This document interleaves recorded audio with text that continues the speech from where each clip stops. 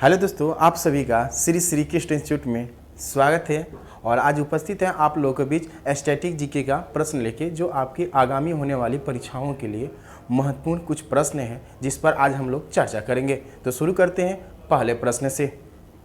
तो पहला प्रश्न है कि निम्नलिखित में से पर्वतीय नदी कौन है जो पर्वतीय इलाके से निकलकर आती है? तो यह है गंगा नदी। क्या है? गंगा नदी। तो ये गंगा नदी जो है आपको, ये गंगा नदी निकलती है गंगोत्री हिमानी के गोमुख से। कहाँ से निकलती है? तो गंगोत्री हिमानी के गोमुख से निकलती है, और जहाँ निकलती है उसे हम लोग भागीरथी नदी के नाम से जानते हैं, यानी भागीरथी नदी के नाम से हम लोग जानते हैं। और इसी भागीरथी नदी पर भारत का सबसे ऊंचा बांध जो है वो टिहरी बांध है। टिहरी बांध जो है वो भारत के सबसे ऊंचा बांध किस पर है? तो आपको ये भागीरथी नदी पर ही है। और ये भागीरथी नदी जो है जो निकलती है गंगोत्री हिमानी से, और यह उत्तराखंड के उत्तरकाशी जिला से आता है। और यह नदी जो है, ये जो आप देख रहे हैं, ये अलकनंदा नदी है। क्या है? अलकनंदा। अलकनंदा नदी जो है ये आपको संतोपत हिमानी से निकलती है, यानी संतोपत हिमानी से ये निकलती है। और यह दोनों नदियां जो है वो आपको देवप्रयाग में आकर क्या हो जाती है? मिल जाती है। और देवप्रयाग में ही आपको अलकनंदा नदी और प्लस गंगा नदी के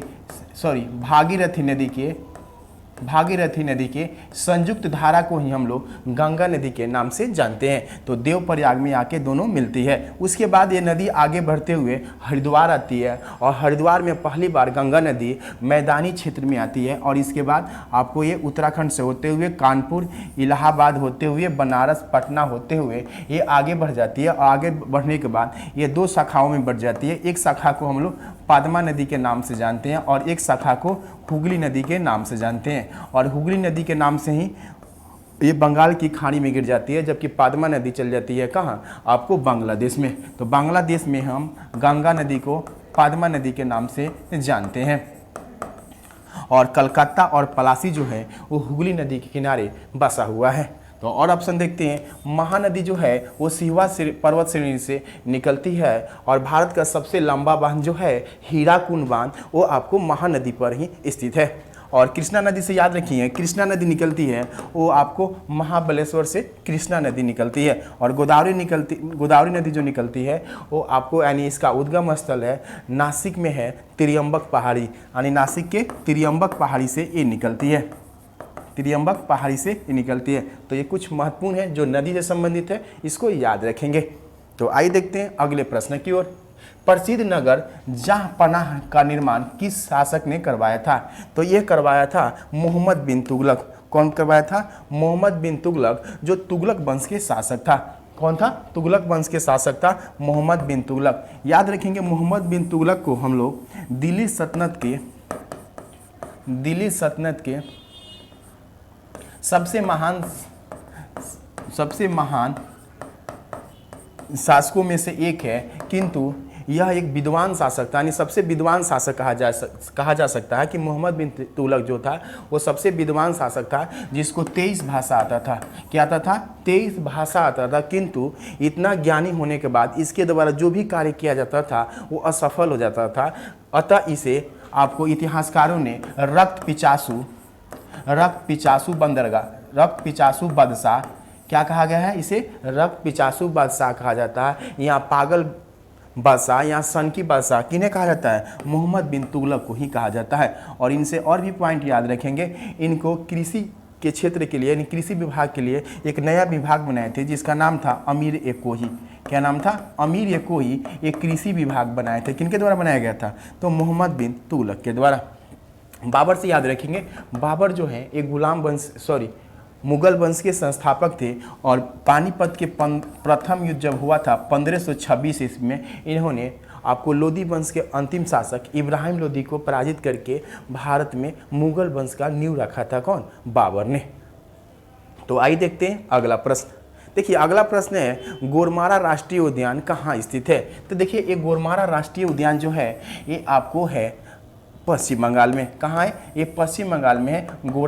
मारा राष्ट्रीय उद्यान, जबकि यहीं पर आपको सुंदरबन जो राष्ट्रीय उद्यान की दर्जा मिला है सुंदरबन को 1984 ईस्वी में। तो सुंदरबन का राष्ट्रीय उद्यान भी, सुंदरबन भी क्या है, एक राष्ट्रीय उद्यान है, ये भी पश्चिम बंगाल में ही है।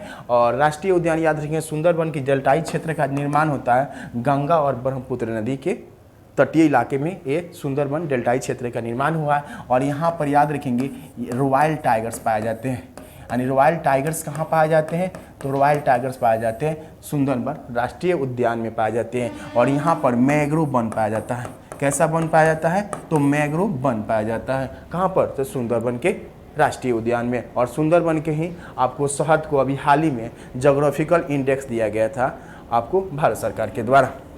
तो आइए देखते हैं अगला प्रश्न। देखिए अगला प्रश्न है कि प्रसिद्ध कंदेरिया महादेव का मंदिर कहाँ स्थित है, तो ये है खजुराहो में। कहाँ पे है, खजुराहो में ये सबसे बड़ा मंदिर है। आपको कंदेरिया महादेव के मंदिर है जो धंग देव ने बनवाया था। किसने बनवाया था, तो धंग देव ने बनवाया था, जो चंदेल शासक था। यानी चंदेल शासकों की राजधानी कहाँ थी, पहले मोहब्बा था, और मोहब्बा से फिर कहाँ लाए, आपको खजुराहो में ही वो लोग अपनी राजधानी बनाए थे, और यहीं पर आपको कंदेरिया महादेव की मंदिर बनाए। खजुराहो में कई मंदिर हैं, उस समय सारे मंदिरों में से सबसे बड़ा ये मंदिर है कंदेरिया महादेव की मंदिर। अभी हाल ही में खजुराहो नृत्य समारोह का आयोजन किया गया था, कहाँ पे, तो खजुराहो में। ये कहाँ पे है, तो मध्य प्रदेश में है। कहाँ पे है, तो ये मध्य प्रदेश में कंदेरिया महादेव की मंदिर है। और मंदिर से याद रखें कुछ ऐसे मंदिर हैं जो आपको एग्जामों में पूछा जाता है, जैसे आपको कोणार्क मंदिर, तो कोणार्क मंदिर को हम लोग कहते हैं सूर्य मंदिर। और ये सूर्य मंदिर जो है उड़ीसा में है, उड़ीसा के पुरी में है। और इस मंदिर में याद रखेंगे ये भारत का ऐसा मंदिर है जो 100% सौर ऊर्जा से संचालित होता है, यानी जो भी यहाँ कार्य होता है वहाँ पर सब सोलर एनर्जी से किया जाता है। मंदिर में प्रकाश का काम हो या अन्य कोई काम होता है तो ये यहीं पर किया जाता है। अब काली मंदिर कहाँ है, तो काली मंदिर है आपको कलकत्ता यानी पश्चिम बंगाल में है काली मंदिर। और याद रखिए कुछ मंदिर है जैसे लक्ष्मण झूला में, लक्ष्मण झूला जो है वो ऋषिकेश में है। और यहीं पर केदारनाथ बद्रीनाथ जो मंदिर है वो कहाँ है, उत्तराखंड में स्थित है। तो आइए देखते हैं अगला प्रश्न।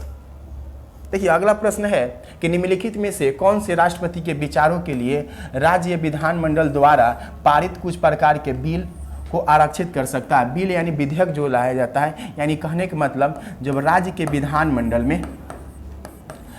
विधानमंडल में कोई विधेयक लाया जाता है तो विधेयक पर जब राज्यपाल की सहमति होती है तो वो अधिनियम बन जाता है।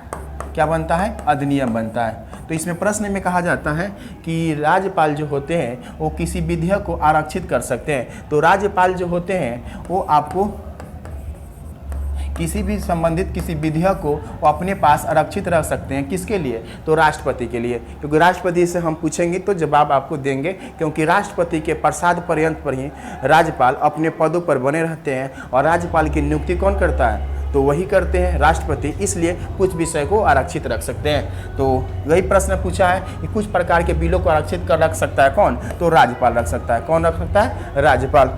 प्रश्न है कि भारत के मुख्य न्यायाधीश कौन है, तो भारत के मुख्य न्यायाधीश यानी सुप्रीम कोर्ट के जो मुख्य न्यायाधीश होते हैं उन्हीं को भारत के न्यायाधीश कहा जाता है, यानी CJI chief justice of India कहा जाता है। तो वर्तमान में जो CJI हैं वो शरद अरविंद बोबडे हैं। क्या है, शरद अरविंद बोबडे जो है वो वर्तमान आपको CJI है, यानी चीफ जस्टिस ऑफ इंडिया, यानी भारत के मुख्य न्यायाधीश कहिए या सुप्रीम कोर्ट के मुख्य न्यायाधीश कहा जाए। लोकसभा अध्यक्ष जो है वर्तमान में ओम बिरला है। कौन है, ओम बिरला। और वर्तमान प्रधानमंत्री श्री नरेंद्र दामोदर दास मोदी हैं। तो आइए देखते हैं अगले प्रश्न की ओर बढ़ते हैं। कहता है कि भारत की सबसे ऊंची चोटी कौन सी है, तो भारत की सबसे ऊंची चोटी जो है जिसकी ऊंचाई 86 से 11 मीटर जो है, यह भारत की सबसे ऊंची चोटी है जिसका नाम है K2। क्या नाम है, K2। इसी को गार्डविन आइंस्टीन भी कहते हैं। क्या कहते हैं इसे, गार्डविन आइंस्टीन भी कहते हैं, जो भारत की सबसे ऊंची चोटी है। तो इसको आप याद रखेंगे। तो आइए देखते हैं अगला प्रश्न। देखिए मेरा मकसद है आपको ज़्यादा से ज़्यादा रिवीजन कराना, और इसी तरह का अगर आपको अच्छा लगे तो कमेंट करके जरूर बताएंगे। और अगले वीडियो में और ज़्यादा आपको स्ट्रेटेजी का प्रश्न जोड़ के लेंगे के आएंगे आपके समक्ष। तो शुरू करते हैं फिर अगला प्रश्न से। राज्य का राज्यपाल किसके इच्छा अनुसार अपने पदों पर बना रह सकता है? तभी हमने चर्चा किया कि राज्यपाल की नियुक्ति राष्ट्रपति करते हैं और उन्हीं के प्रसाद पर्यंत पर वो अपने पदों पर बने रह सकते हैं। तो आंसर हो जाएगा आपको राष्ट्रपति। क्या हो जाएगा? राष्ट्रपति। तो आइए देखते हैं अगला प्रश्न। देखिए अगला प्रश्न है, एशिया का सबसे बड़ा प्लांट रीवा सोलर प्लांट किस राज्य में स्थापित किया जाएगा? तो ये स्थापित किया जाएगा मध्य प्रदेश में, यानी मध्य प्रदेश के ही रीवा में स्थापित किया जाएगा। और रीवा से याद रखेंगे, रीवा में ही डीआरडीओ कहने का मतलब डिफेंस रिसर्च डेवलपमेंट ऑर्गेनाइजेशन जो है उसके द्वारा अपना रिसर्च सेंटर स्थापित किया जा रहा है। कहाँ पे? रीवा में ही स्थापित किया जा रहा है। और इसकी स्थापना हुआ डीआरडीओ का 1998 ईस्वी में और इसका हेडक्वार्टर नई दिल्ली में है। और यहाँ पे आपको याद रखेंगे इसके वर्तमान जो चेयरमैन है जी सतीश रेड्डी है। कौन है वर्तमान चेयरमैन? तो जी सतीश रेड्डी वर्तमान चेयरमैन है। तो आइए देखते हैं अगले प्रश्न की ओर। अगला प्रश्न है, प्लेगरा रोग निम्नलिखित में से किसके कमी के कारण होती है? तो नियासिन के कारण ये प्लेगरा रोग होता है और इसे 4D सिंड्रोम भी कहते हैं। यानी 4D सिंड्रोम रोग पूछेगा, वो भी किससे होता है? नियासिन से होता है। ये विटामिन B3 के रासायनिक नाम है। विटामिन B3 के रासायनिक नाम है, इसी से होता है। फॉलिक एसिड जो होता है वो B11 जो विटामिन B11 है उसका रासायनिक नाम है। और पेचिस जो रोग होता है इसी कारण होता है। राइबोफ्लोविन जो है इसका रासायनिक नाम है B2, यानी विटामिन B2 का रासायनिक नाम है आपको राइबोफ्लोविन। और इसके कारण त्वचा का फटना, मसूड़े से का ना ब्लड आना होता है। एस्कॉर्बिक एसिड जो है वो विटामिन आपको C का रासायनिक नाम है, यानी केमिकल नाम है। तो आइए देखते हैं अगले प्रश्न की ओर। देखिए अगला प्रश्न है, एंजाइम जो टाइलिन जो होता है वो किस में पाया जाता है? तो हमारे लारों में पाया जाता है। कहाँ पाया जाता है? टाइलिन, यानी पचाने की क्रिया में ये भी सहयोग करता है लार, और लार में ही पाया जाता है एंजाइम जो होता है टाइलिन।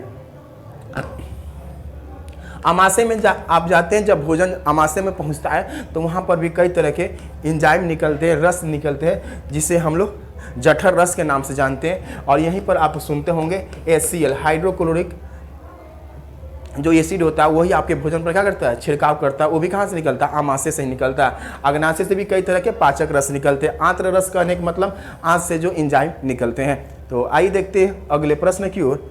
अगला प्रश्न है कि कपास का सबसे बड़ा उत्पादक देश कौन है? यानी कपास जो होता है इसका सर्वाधिक भारत में अगर उत्पादन पूछा जाए तो गुजरात में होता है, और पूरे विश्व में पूछा जाए तो ये चीन में होता है। कहाँ होता है? ये चीन में होता है। तो प्रश्न पूछा है कपास का सबसे बड़ा उत्पादक देश जो है वो चीन है, और गुजरात भारत में कौन है? गुजरात। और भारत में कपास की सर्वाधिक उत्पादन किस मिट्टी में होता है? तो काली मिट्टी में होता है। किस मिट्टी में? काली मिट्टी, यानी ब्लैक सॉइल में सबसे ज्यादा होता है। और काली मिट्टी को हम लोग रगुड़ मिट्टी भी कहते हैं। क्या कहते हैं इसे? रगुड़ मिट्टी भी कहते हैं। और ये काली मिट्टी को हम लोग काली कपासी मिट्टी के नाम से भी जानते हैं, यानी इसे क्या कहते हैं? काली कपासी मिट्टी के नाम से भी जानते हैं। और इसका विस्तार परिद्वीपीय भारत में ज्यादा है, और खासकर भारत में सर्वाधिक कपास का उत्पादन गुजरात में होता है और दूसरे नंबर पे है महाराष्ट्र। तो आइए देखते हैं अगले प्रश्न को। तो ये है कपास, कॉटन देख सकते हैं। विरूपाक्ष मंदिर किस राज्य में है? तो विरूपाक्ष मंदिर जो है आपको पहले ही बोले कि मंदिर आगे भी है, मंदिर से भी एक प्रश्न आते रहता है, इसलिए कुछ मंदिर का संग्रह आपको अगले वीडियो में लेके आएंगे, जिससे आपको रिवीजन करवा देंगे। जो अलग अलग राज्यों में कुछ मंदिरें हैं, जैसे विरूपाक्ष मंदिर कहाँ है? तो कर्नाटक में है। कहाँ है? कर्नाटक में। कर्नाटक की राजधानी है बेंगलुरु, और कर्नाटक में ही आपको हम्पी का खंडहर है। यानी हम्पी का खंडहर, डायरेक्टर पूछता है कि हम्पी का खंडहर कहाँ है? तो हम्पी का खंडहर भी आपको एक कर्नाटक में ही है, और ये विजयनगर साम्राज्य की राजधानी हुआ करता था। यानी विजयनगर साम्राज्य की राजधानी कहाँ था? तो आपको हम्पी के खंडहर में था, यानी वर्तमान खंडहर है, उस समय विजयनगर साम्राज्य की राजधानी थी कहाँ? हम्पी। और ये तुंगभद्रा नदी के किनारे बसा हुआ है। तुंगभद्रा नदी के किनारे बसा हुआ है हम्पी वर्तमान में भी, और विजयनगर साम्राज्य की राजधानी थी। विजयनगर साम्राज्य के संस्थापक हरिहर एवं बुक्का थे। कौन थे? हरिहर और बुक्का। ये मोहम्मद बिन तुगलक के शासनकाल में ही ये विजयनगर साम्राज्य के नींव रखे थे। और वर्तमान में कर्नाटक सरकार के द्वारा विजयनगर को राज्य का 31वां जिला घोषित किया गया है। यानी 31वां जिला अभी हाल ही में घोषित किया गया है कर्नाटक सरकार के द्वारा। ऋग्वेद क्या है? तो ऋग्वेद क्या है? एक वैदिक संस्कृतों के मंत्रों का संग्रह है। यानी वैदिक सभ्यता में यानी आर्यों के द्वारा जो विकसित सभ्यता था उसी को हम लोग कहते हैं वैदिक सभ्यता, और उनके द्वारा जो संस्कृत के मंत्र और संग्रह किया गया, उसी को हम लोग कहते हैं ऋग्वेद। क्या कहते हैं? ऋग्वेद। तो ऋग्वेद से प्रश्न पूछता है कि भारत का सबसे प्राचीनतम वेद कौन है? तो सबसे प्राचीनतम वेद पूछा जाए आपसे तो सबसे प्राचीनतम वेद है आपको ऋग्वेद। सबसे प्राचीनतम वेद कौन है? तो ऋग्वेद सबसे प्राचीनतम वेद है। और इस ऋग्वेद में कुछ याद रखेंगे पॉइंट, इसमें 10 मंडल है यानी डिवीजन कितने हैं? 10 मंडल है यानी 10 डिवीजन है। इसमें से कुछ डिवीजनों से प्रश्न पूछा जाता है। जैसे तीसरे डिवीजन यानी तीसरे मंडल में क्या है? तो गायत्री मंत्र की चर्चा किया गया। तो डायरेक्टर पूछता है गायत्री मंत्र की चर्चा ऋग्वेद के किस मंडल में किया गया है? तो तीसरे मंडल में किया गया है। चौथे मंडल में क्या है? तो उनकी एग्रीकल्चर यानी कृषि की चर्चा किया गया है। जो आर्य लोग जो भारत में आके बसे हुए थे, मध्य एशिया से आकर पंजाब और अफगानिस्तान के क्षेत्रों में बस गए थे, तो उनकी जो व्यवसाय जो थी कृषि, उसके बारे में भी आपको इस ऋग्वेद के चौथे मंडल में किया गया है। और 7वें मंडल में दशराग युद्ध की चर्चा किया गया है यानी 10 राजाओं के बीच, सुदास के बीच जो युद्ध हुआ था उसके बारे में चर्चा किया गया है। जबकि 8वें मंडल में हस्तरेखा की चर्चा किया गया, जो रेखा जो देखा जाता है ना, हस्तरेखा की चर्चा इसी में किया गया है। जबकि 9वें मंडल में सोम देवता की चर्चा किया गया है। और 10वें मंडल में आपको वर्ण व्यवस्था जो था उसकी चर्चा किया गया, जिसे हम लोग पुरुष सूक्त के नाम से जानते हैं। तो वर्ण व्यवस्था में कहा जाता है कि उस समय व्यवस्थाएं कितनी थी? 4 प्रकार की थी, जिसमें क्षत्रिय, वैश्य, शूद्र और ब्राह्मण आया करते थे। तो आइए देखते हैं अगला प्रश्न।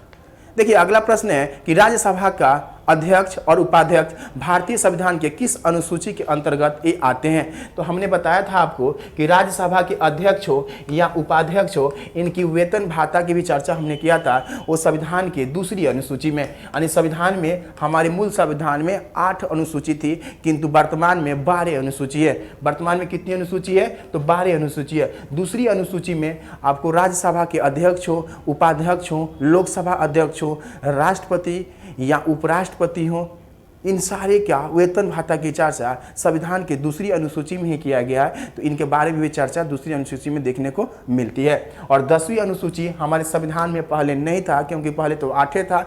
10वीं अनुसूची बाद में शामिल किया गया। आपको 92वें संवैधानिक संशोधन 1985 के तहत इसे शामिल किया गया, और जिसका संबंध है दल बदल कानून से। यानी दल बदल कानून को हमारे संविधान में कब शामिल किया गया? तो 1985 में शामिल किया गया, जिसका संबंध 10वीं अनुसूची से है। और तीसरी अनुसूची में है जो भी हमारे अधिकारी हैं उनका वेतन भत्ता की उनकी शपथ की चर्चा किया गया है तीसरी में। और पहला में किया गया है संघ एवं राज्य क्षेत्र की चर्चा संविधान की पहली अनुसूची में किया गया है।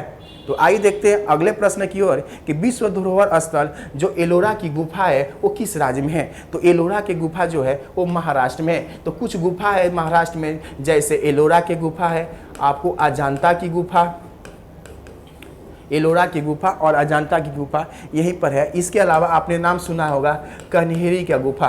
तो कन्हेरी का गुफा भी कहाँ पे है? तो महाराष्ट्र में है। इसको याद रखेंगे। तो आइए देखते हैं अगले प्रश्न की ओर। भारत के उपराष्ट्रपति बनने के लिए न्यूनतम आयु कितना चाहिए, यानी एज कितना चाहिए? तो आपको 35 वर्ष चाहिए। यानी उपराष्ट्रपति या राष्ट्रपति बनने के लिए न्यूनतम उम्र कितना चाहिए?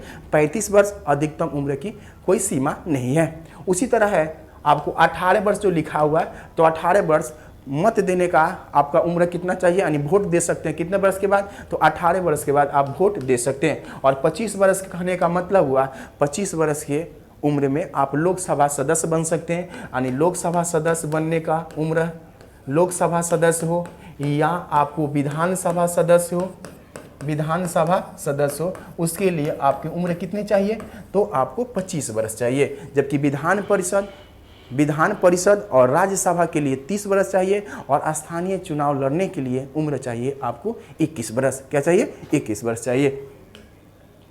अगला प्रश्न है हिमालय पर्वत श्रेणी के सर्वाधिक ऊंचाई पर स्थित दारा कौन है, यानी स्पेस कौन है? तो सर्वाधिक ऊंचाई पर है काराकोरम दारा, और इसी दारा को आपको K2 जो गार्डविन आइंस्टीन है जो सबसे ऊंचा है। तो ये काराकोरम दारा जो है ये आपको सबसे ऊंचा पर्वत श्रेणी है। किसका?